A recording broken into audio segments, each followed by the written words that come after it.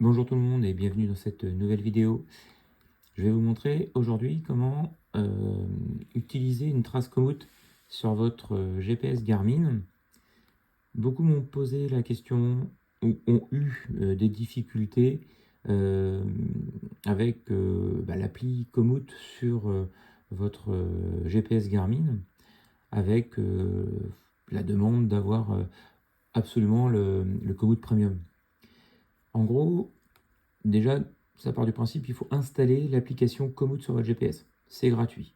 Vous n'avez pas besoin de Komoot Premium. Quand vous allez dans IQ au niveau du GPS, il faut que le GPS soit complètement connecté à Internet pour faire cette action-là.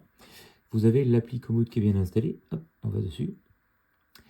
Et là, on est sur Internet. Donc quand je vais dans Tours planifiés, je vois les tours qui sont sur Internet. La dernière trace que j'ai faite, c'est celle-ci. Je veux la récupérer. Donc vous cliquez dessus, déjà, ne serait-ce que pour voir la carte, confirmer que c'est la bonne trace. On va, dans un premier temps, la télécharger en local. Alors, le fait de la télécharger en local, elle est en mode hors ligne, je vais avoir deux façons de l'utiliser. Là, je fais mes récupérations à la maison, c'est hors ligne, j'éteins mon GPS, donc je quitte, voilà, je reviens au zéro, enfin à la page d'accueil Garmin et j'éteins mon GPS. Arrivé sur place, après, je rallume mon GPS. Pas la peine d'aller dans l'appli Komoot, surtout que vous n'avez plus peut-être Internet une fois sur site. Ensuite, directement sur le GPS, vous appuyez sur Parcours. Là, voilà. Et dans Parcours enregistré, vous aurez les traces qui sont téléchargées hors ligne. Donc on voit ici la trace. Je clique dessus. Et j'ai plus qu'à faire aller pour commencer à partir au départ ou ne pas tenir compte du départ. Bon, ça, vous connaissez le guidage Garmin. Mais là, retenez bien cette interface-là. Donc ça, c'est une fois sur place, vous avez relancé l'appli. Je vous montre une autre façon de faire. Imaginons, vous êtes chez vous, vous venez juste de vous connecter, le GPS est toujours allumé. Donc là, je retourne ici. Donc, en tout cas, vous avez toujours Internet sur votre GPS. Tour planifié, je retourne dessus. J'étais donc sur... Alors, je l'ai quand même téléchargé. Vous notez au passage ces petits symboles qui veulent dire cette trace-là est téléchargée hors ligne, et celle-ci aussi. Les autres sont sur Internet.